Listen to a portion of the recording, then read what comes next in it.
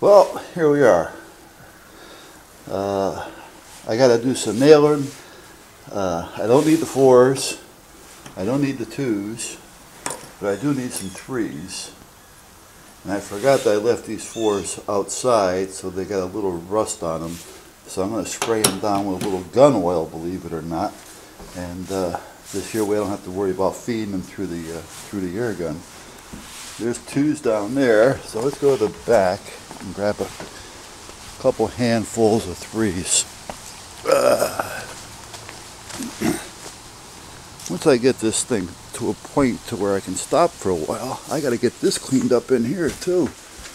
A couple more pieces of lumber for the roof. Let me turn on some lights out here. There we go. But the tractor goes in here, so I have to get all this stuff kind of out of the way so I can get the tractor in here. And I want to make sure I get it all running one more time before winter sets in. So I'll take care of that. And then I got this little engine here, which is actually a pump. But I took here's the pump side over here. This is a mean little engine. The pump goes in there and it pumps water. But I've got plans for that because that is a potent little engine. So, but meanwhile, back at the ranch, let me grab some 3s. Yeah, these are 3s. These will work. I don't need tons of them, but let me grab enough so I don't have to keep coming back here for now. All right. And in this little shed, that's shrink wrap. That's what they use for wrapping boats. I don't know how much I got left there, but it's like 40 feet wide. And I think I got about 160 feet or better in length. And what works with it is you wrap something, then you heat it with well, they have special heat shrink guns, but you can use a hair dryer, but it takes forever. But and then it shrinks nice and tight, and it doesn't get its strength until it's shrunk, believe it or not. It would rip very easily. Did I just see a power supply back there? It would rip real easy, believe it or not. Yes, there is a power supply back here. If you don't shrink it, it would tear. You shrink it and it gains its strength for some reason. Alright, for those of you who may not have known what I was talking about with those little pieces of 2x, was that. And I stuck them on the edge flatwise with some 3-inch holding them in there. And what I'm going to do is now I can put the board up and I have a little room for air plus more room for nailing. And then I noticed that we have a little drip coming in from up there that I'm having to go up there and find out where the hell it's coming from.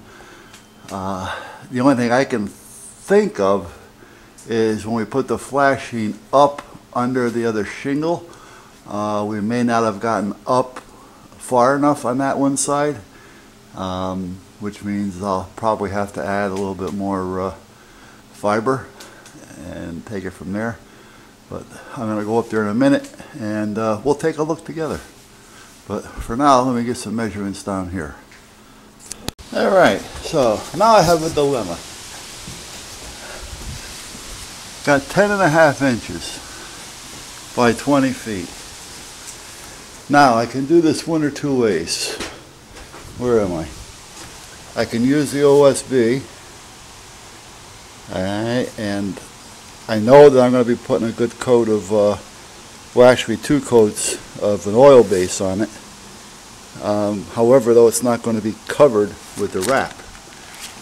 But I was going to put a thin coat of oil base, thin it down with some subterps and maybe a little linseed, an oil-based paint, and then put a primer on there, let it soak right in, and then put a secondary coat, naturally a thicker coat on after that. However, the inside, even though it's not going to be exposed, I'm still a little concerned. So I don't know if I want to use the OSB or plywood. So I have to kind of think this out a minute. The easiest thing would be just go pick up a couple pieces of pine and just rip it and put it up there. But if I went to Home Depot today, I'd be down there for the rest of the day. I just can't go in there and grab what I need. I end up grabbing more than what I need. So I think I'm going to go probably with plywood. I think I got a piece of plywood. Yes, I have a piece of plywood in the shop, in that shop out there. So I guess I'll use the plywood. Alright, I only got to rip it, well actually it's 3 rips and it's done. So, oh, and I got a piece already ripped. Alright, yeah, that's good. See, I got a piece over there that's ripped. I don't know if you can see it down in there or not. So, alright, let me take care of that. Hey, this is one of the reasons why I want to have a bigger shop. Because I've got that table saw on there, that, you know, pretty good size commercial, somewhat commercial grade table saw. And if that was in that room right now, I'd be able to take this inside and rip it. So now I just have to rip it using the skill, which is okay. You know, not a big deal, but you know, you definitely get a straighter cut. Anyway, I do with the table saw. So let me go get the skill saw out and chop that up into 3 pieces. Alright, so we got that up there. Now all I gotta is to finish with the facer board, get that all in place, get that seam fixed right there, and then cut another piece for up here, and that's pretty much it for now, to where I can start strengthening up a little bit inside and put the insulation in up there.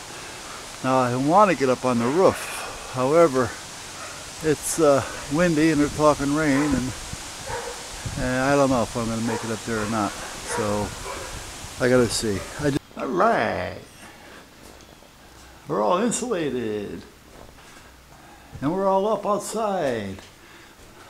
However, I am going to pick up some trim board just to neaten it up a little bit, and I'm going to run down to Home Depot now, and because that insulation that I have up there I actually had for like 4 years out in the other shed, because we have another shed. I don't like all these outbuildings, but I didn't want to take, I'll show it to you real quick from here. I didn't want to take it down because the old man put up a lot of work.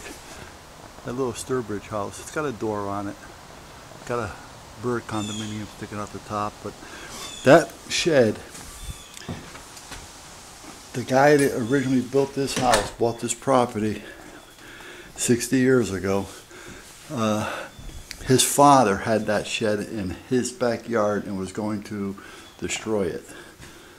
The old man that was building this house took that shed apart, piece by piece, marking each piece, and brought it over here and rebuilt it. And it's in good shape. So I hate just to tear it down. It's a lot of work the guy put into that. So for just that reason alone, I'll leave it there and until it starts to rot. But meanwhile, I'm going to pick up some insulation. So I'm going to get some insulation. I'm going to pick up some pine, and I'm going to see what they got for pegboard. I'm not going to pick that up today, only because I'm not going to take the trailer with me. So I think I'm going to pick up some a bundle of 1x3 fern strip while I'm there, though. You always need fern strip for something. So, and then somewhere along the next week, I got to get up on my mountain over there and cut some more of that wood. So help keep the heating bill down in here. So, all right. So that's what I'm going to do. But like I said, meanwhile, everything seems to be pretty copacetic. I got supports in up here, but I did not screw them in yet. Right now they're in there using the bottom part where it hooks up to the 2x4s or 2x8 rather, is just laying there with liquid nail. I got to screw up into it. And the other piece, which is that filling in that little crack there, that is an adhesive that's made for vinyl and fiberglass and plexiglass and woods. I mean, it'll stick to anything.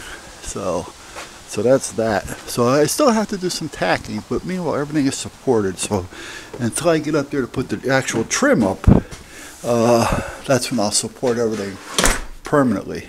So, but for now, nothing's going to come down. So that's where we're at. And I am going to go to Home Depot.